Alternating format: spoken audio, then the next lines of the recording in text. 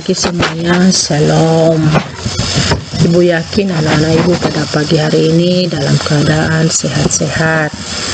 Nah, baik, sebelum kita memulaikan proses belajar mengajar kita pada hari ini, terlebih dahulu ibu bawa kita dalam doa. Ya Tuhan Allah Bapa kami yang bertata dalam kerajaan surga, kami bersyukur dan berterima kasih kepadamu karena Engkau telah menolong kami hingga pada saat ini.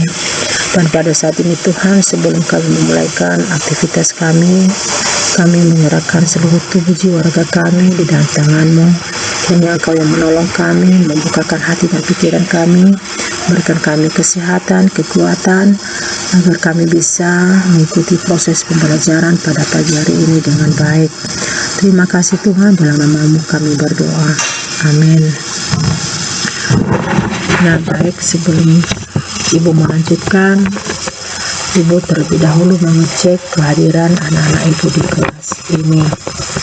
Yang pertama, Melia Kartika Sari Harefa, Josefa Matatir Nabia, Maria Harefa, Murti Harefa, Kafiriel Nazara, Rekordia Skia, Abadi Telau Banua, Kasih Murni Harefa.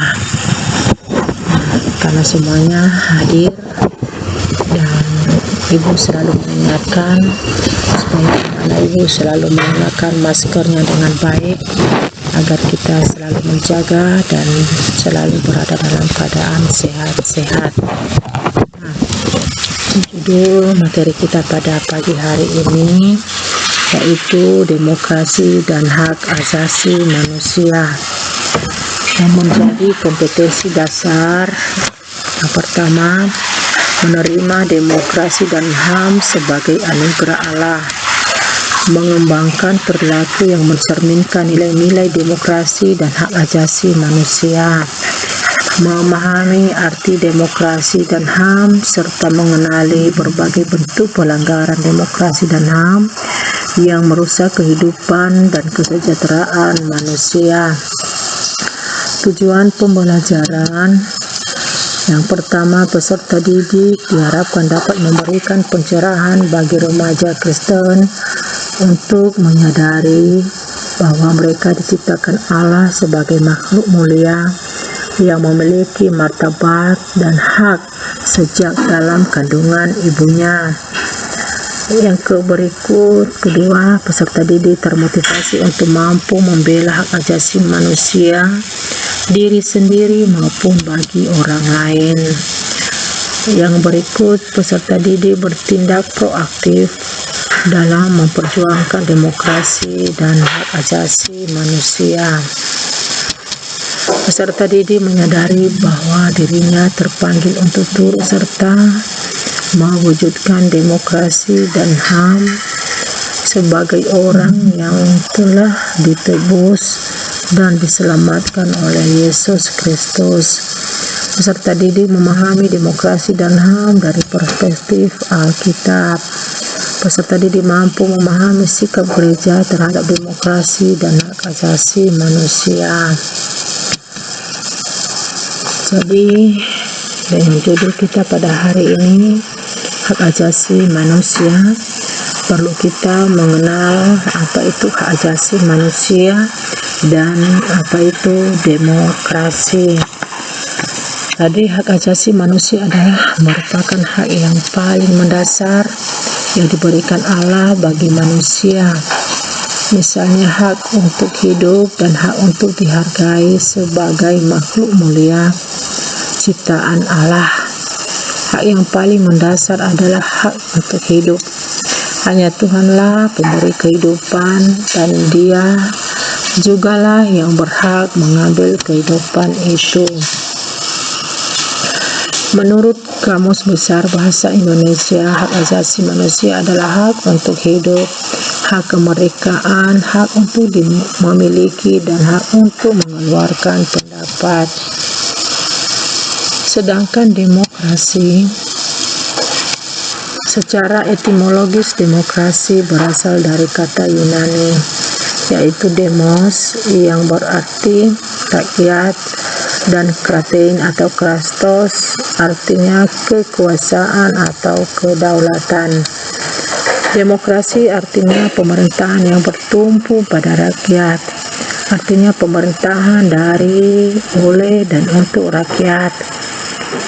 Demokrasi pada mulanya dipraktikkan di Yunani melalui pemerintahan negara kota, dan dalam perkembangannya kemudian ide dasar demokrasi diadopsi oleh berbagai negara modern di dunia termasuk Indonesia.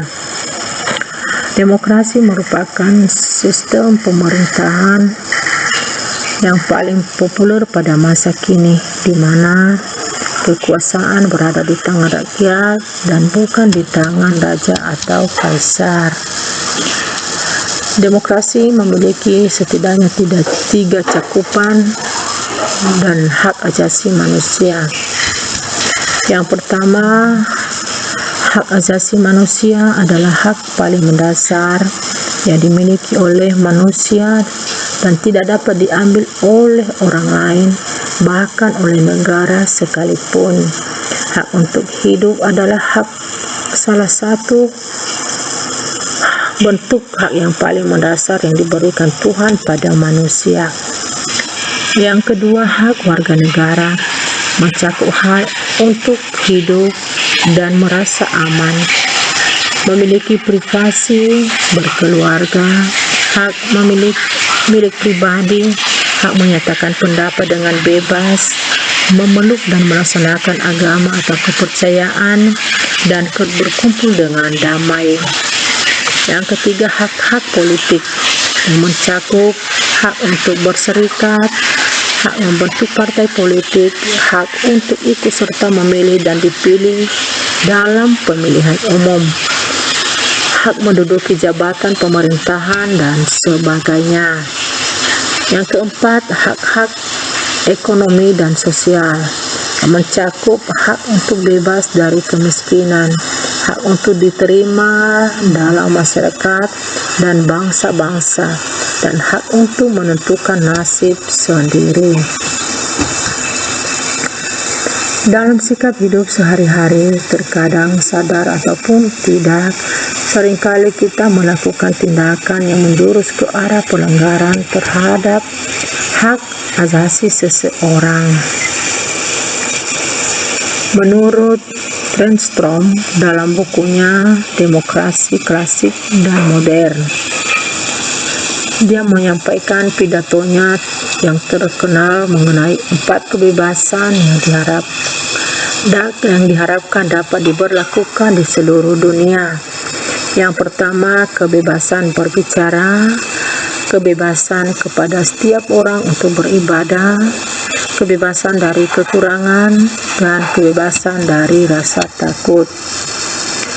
Dalam sikap hidup sehari-hari,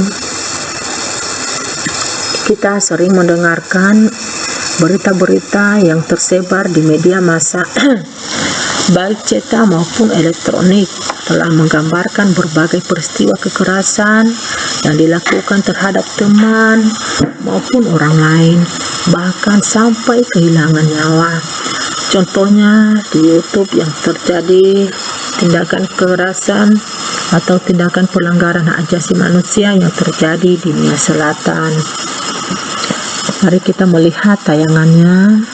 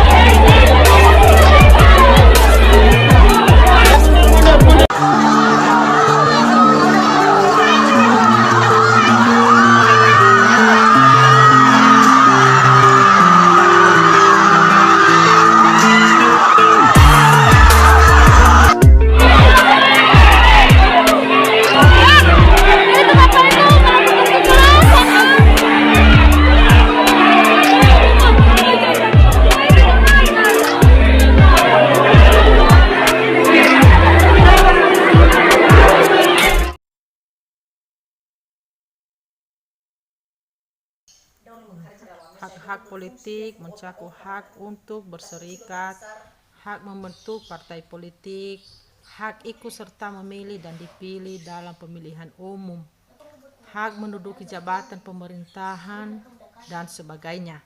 Keputusan ini antara lain membentuk kebebasan rakyat untuk memilih siapa wakil-wakil yang dipercayakan untuk masuk dalam pemerintahan.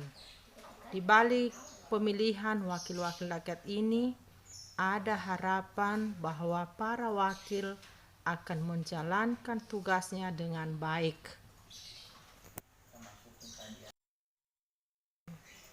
Hak-hak ekonomi dan sosial mencakup hak untuk bebas dari kemiskinan, hak untuk diterima dalam masyarakat dan bangsa, dan hak untuk mandiri. Dalam Alkitab tidak dijumpai praktik demokrasi dan hak asasi manusia seperti yang kita kenal sekarang ini. Akan tetapi dari Alkitab kita dapat menemukan benih-benih seperti pada cerita Kain dan Habel, cerita anak-anak Yakub, dan sebagainya. Agar selalu dapat menghargai kehidupan dan nyawa seseorang, serta melakukan perintah-perintahnya, agar manusia hidup saling memperlakukan sesamanya dengan baik.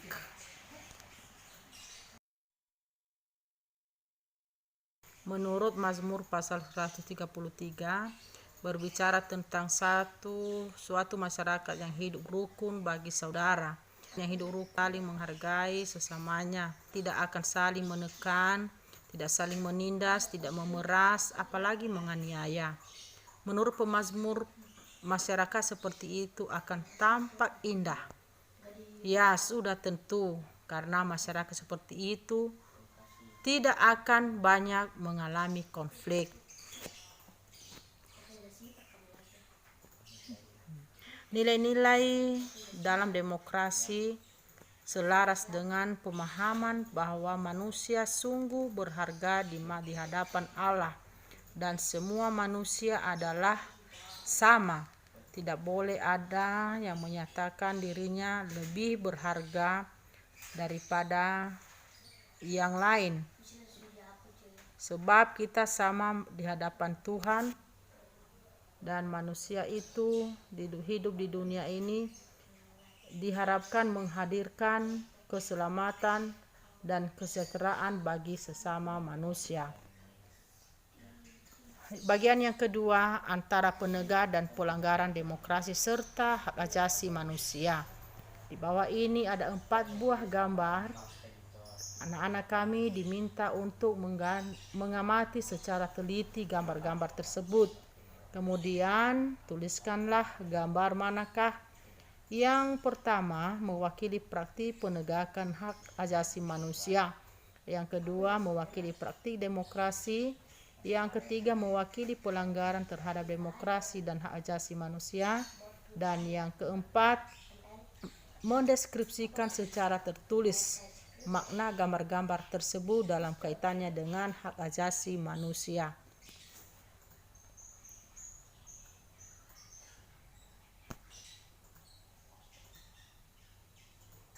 Nah, baik, setelah mengamati gambarnya, diharapkan anak-anak kami bisa mengerjakan tugasnya dalam bentuk kelompok dan diserahkan kepada ibu.